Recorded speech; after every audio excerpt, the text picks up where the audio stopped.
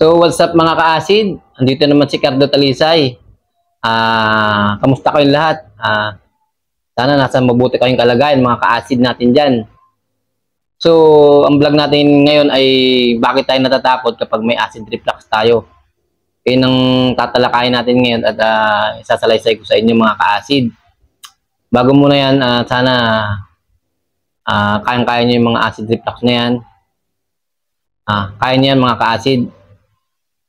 Ito pala mga ka-acid, kaya tayo takot dahil nagkaroon tayo ng acid reflux kasi nga yung mga panahon na yung mga panahon na katulad ng masakit talaga yung tiyan mo, tapos masakit pa yung ulo mo, talagang matatakot ka talaga dyan. Tapos yung kaya naman ako natakot dati kasi halos yung hindi pa ako nagpapa-check up, kasi yung pag hindi ka pa nagpa-check up sa doktor, talagang kakabahan ka kasi akala mo na kung ano na yung sakit mo. Kaya hanggang hindi ka nagpapa-check up, lalo kang matatakot.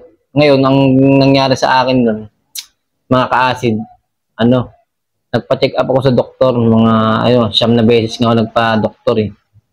Pa-check up ako ng pa-check up hanggang sa nagsawa ka na lang. Mananawa kasi dyan magpa-check up na lang din eh. Ngayon, nagsawa na ako, magpa-check up, yun na. Natuloy-tuloy ko na yung pagpapagaling. Ganun yan mga ka-acid. Pero kakabahan ka kasi pag hindi ka pa nagpa-check up eh. Talagang kakabahan ka talaga kasi alam mo may mga malalakad sakit din kasi sobrang dami yan. Sobrang dami talaga na hindi may paliwanag. Talagang halos gustong-gusto mo yan.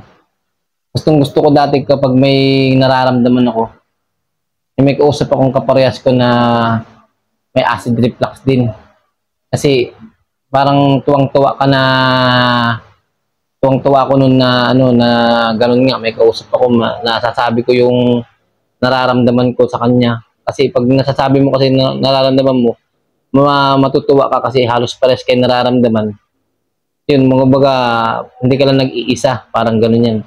Tapos kahit ng mga pamilya mo, kahit sabihin mo kasi yan, hindi nila maintindihan yan kasi hindi na nga nila danas.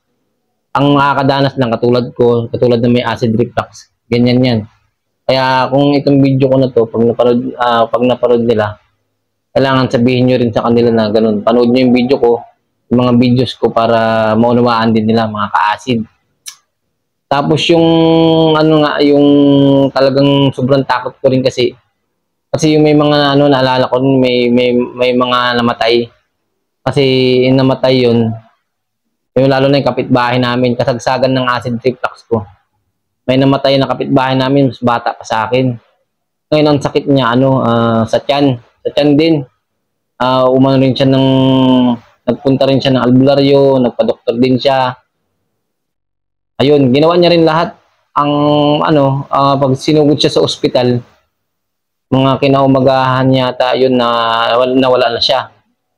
Yun, kasagsagan ng acid reflux ko nun. Talagang wala na mga ka-acid. Talagang ako na rin, inisip ko na yun. Puro ako na yung sunod, parang ganun. Ako na yung sunod na mangyayari. Kaya Kaya naisip ko baka ako na. Kaya lalong umano sa isip ko na baka ako na yung mangyayari na ganun. Ako na yung mawawala, ganyan. Doon ka na matatakot talaga kapag may acid reflux ka. Tapos isa pa yung artista o si singer. Singer na si Jobit. Kasi namatay siya, siyempre mas matanda yata ako doon Hindi ko lang alam ilang taon si Jobit. Jobit na singer. Yung kasagsagan ng acid reflux ko, ayun, talagang nawala din siya. Yung pumutok naman yung ulo niya doon, pumutok yung ulo niya sa yung ugat sa ulo. Yun mga ka-acid, nako, talagang nagpaano rin sa akin yun, nagpalakas ng anxiety ko dahil siyempre yun may acid reflux ka na tapos siyempre may namatay pa. Yun, kaya tayo natatakot, kaya natakot din ako nun, kaya sobrang takot ko talaga mga ka-acid. Ngayon sa may mga acid reflux na mga ka-acid natin na mga baguhan pa lang, pag naramdaman nyo yung nararamdaman ko na ganyan, kaya lagi ako nagpapayo, sasabi rin na huwag kayong matakot. Talagang natural yan sa may mga acid reflux, yung mga lahat ng mga kakaibang nararamdaman. Hindi natin may papaliwanag yan kahit yung mga kasama nyo sa bahay, kundi yung nakakaramdam lang ng mga acid reflux na katulad natin. So yun mga ka-acid, marami rin ako nakausap talaga na yun nga, kaya naman ako nag-ano rin din kasi marami rin ako nakausap, ay parehas tayong nararamdaman, ganito ganyan. Yun, inano ko, binlag natin para mas malalong maintindihan ng mga ka-acid natin dyan na natatakot dahil sa acid reflux nga. Natakot, sobrang ayaw nang lumabas, ayaw nang makipagsalamuha sa tao. Kasi, puro takot na lang iniisip natin. Dapat tanggalin natin yung takot, alisin natin, tapos spray. Ayun, mga ka-acid. So, mga ka-acid, hanggang dito na lang mga ka-acid. Susunod yung mga tanong nyo, sasagutin natin yan. Salamat sa inyo mga ka-acid. And God bless sa inyo lahat. Ricardo Talisay.